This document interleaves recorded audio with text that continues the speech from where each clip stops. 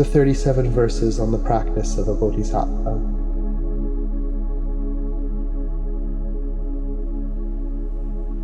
Namo Lokeshvarya, you see that all phenomena neither come nor go. Still you strive solely for the benefit of beings. Supreme Guru and Protector, Avalokiteshvara, to you I continually bow with body, speech, and mind. The perfect Buddhas, sources of all benefit and happiness, arise from accomplishing the genuine Dharma. Since that in turn depends on knowing how to practice, the practices of a Bodhisattva shall be explained. Now that you have obtained the precious human body, the great boat so difficult to find, in order to free yourself and others from the ocean of samsara, to listen, reflect, and meditate with diligence day and night, is the practice of a Bodhisattva.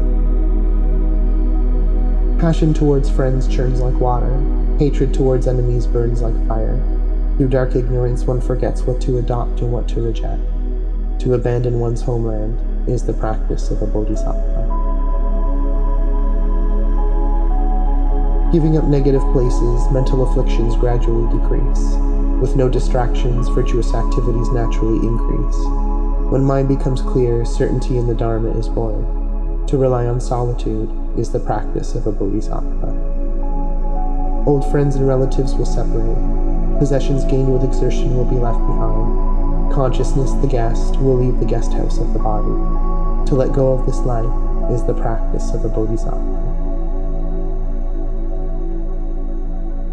When friendship with someone causes the three poisons to increase, degrades the activities of listening, reflecting, and meditating, and destroys loving kindness and compassion, to give up such a friendship is the practice of a Bodhisattva.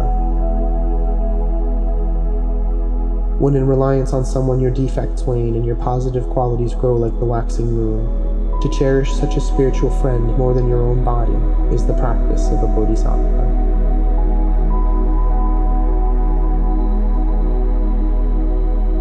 Themselves captives in the prison of samsara, whom can the worldly gods protect?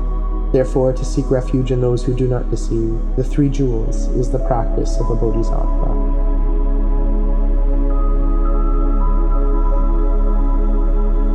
The suffering of the lower realms, so difficult to bear, is the fruit of wrong deeds, so the Buddha taught. Therefore, even at the cost of your life, never to commit negative actions is the practice of a Bodhisattva.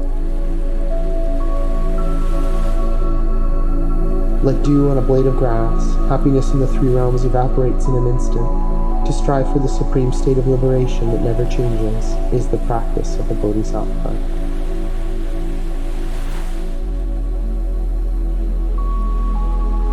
From beginningless time your mothers have cherished you. If they now suffer, what good is your own happiness?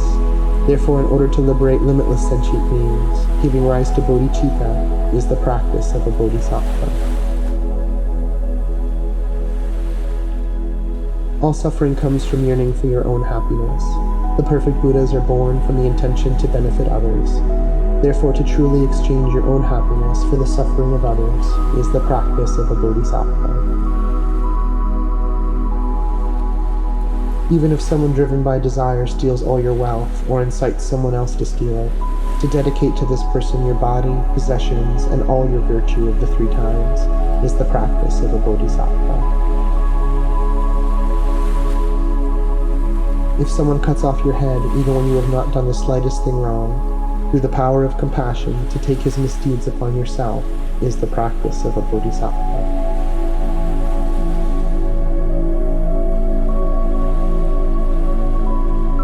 Should someone slander you throughout a billion worlds, with a heart full of love to proclaim his good qualities in return is the practice of a Bodhisattva.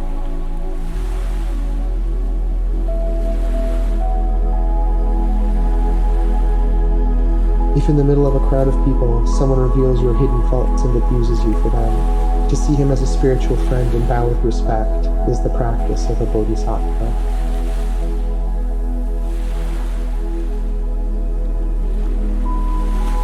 If someone you cherish as dearly as your own child takes you for an enemy, then, like a mother whose child is sick, to love that person even more is the practice of a Bodhisattva.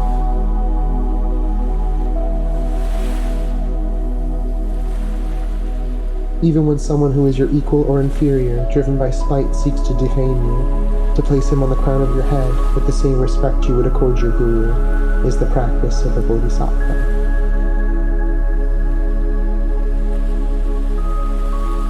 Though gripped by poverty and always scorned, though stricken by disease and tormented by evil spirits, to take upon yourself the negativity and suffering of every being and never to get discouraged is the practice of a bodhisattva. Though famous and prominent, someone to whom others bow, though you amass the riches of the god of wealth, to see that worldly splendor has no essence, and thus to be without arrogance, is the practice of a bodhisattva. If you have not tamed the enemy of your own anger, combating outer opponents will only make them multiply. Therefore, with an army of loving kindness and compassion, to tame your own mind is the practice of a bodhisattva. Sense pleasures are like salt water. The more you partake of them, the more your craving will increase. Therefore, when something arouses attachment, to abandon it immediately is the practice of a bodhisattva.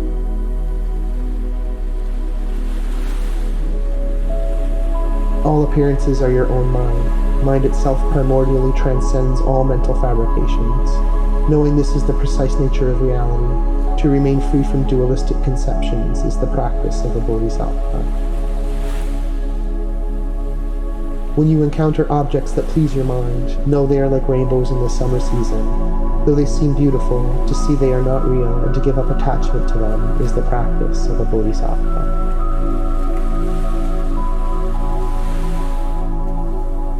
All suffering is like the death of your child in a dream. To take such delusive appearances as true, how exhausting. Therefore, whenever you encounter unpleasant circumstances, to see them as delusions is the practice of a bodhisattva. If those who aspire to enlightenment willingly give up their bodies, what need is there to mention external objects? Therefore, with no hope of reward or benefit, to give with generosity is the practice of a bodhisattva.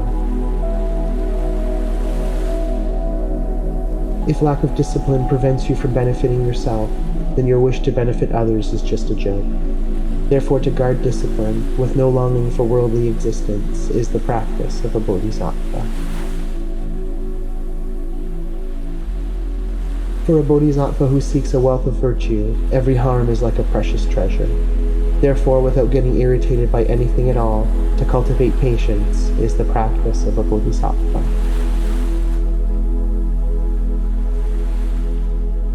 If Shravakas and Pratyeka Buddhas, who strive for their benefit alone, expend effort as if to extinguish a fire burning on their heads, then for the benefit of all beings, to cultivate joyous effort, the wellspring of positive qualities, is the practice of a bodhisattva.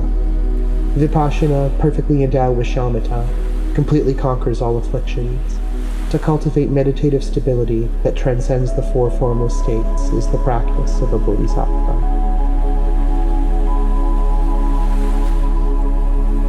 Without superior knowledge, it is not possible to attain perfect enlightenment through the first 5 paramitas alone. Therefore, joining it with skillful means and not conceptualizing about the 3 spheres, to cultivate superior knowledge is the practice of a bodhisattva. If you have not analyzed your own confusion, you might put on a dharmic facade while behaving in a non-dharmic way. Therefore, to continually analyze your delusion and then discard it is the practice of a bodhisattva. If compelled by your own afflictions, you speak of the faults of other bodhisattvas, you yourself will degenerate. Therefore, never to mention the faults of those who have entered the Mahayana path is the practice of a bodhisattva.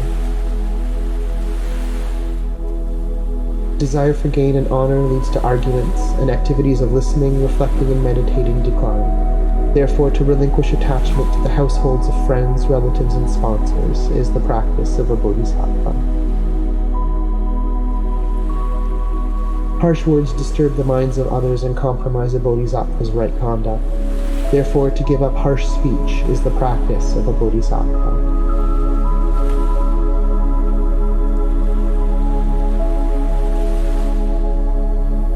Once you become accustomed to the mental afflictions, they are hard to cure with antidotes. Therefore, with the remedies of mindfulness and awareness, to eliminate mental afflictions the moment they arise, is the practice of a Bodhisattva.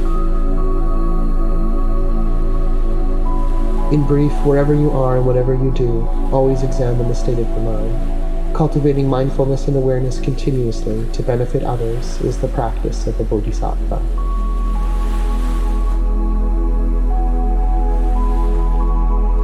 To clear away the suffering of all infinite beings with superior knowledge free of concepts of the three spheres, to dedicate the merit accumulated through these efforts to enlightenment, is the practice of a Bodhisattva. Relying on what is taught in the sutras, tantras, shastras, and the words of the genuine masters, I have composed these 37 Bodhisattva practices to benefit those who wish to train on the Bodhisattva's path. Because my intelligence is small and my studies few, I cannot compose poetry to please the scholars. Yet since they are based on sutras and the teachings of the genuine masters, I believe these practices of a Bodhisattva are not mistaken. Nevertheless, since the vast conduct of a Bodhisattva is difficult to fathom, for one with an inferior intellect such as mine, I pray to the genuine masters to consider with patience all my mistakes, such as contradictions, incoherence, and so on. By virtue of the merit gathered here, by the power of relative and ultimate bodhicitta, may all sentient beings become like the protector Avalokiteshvara, who is beyond the extremes of samsara and nirvana.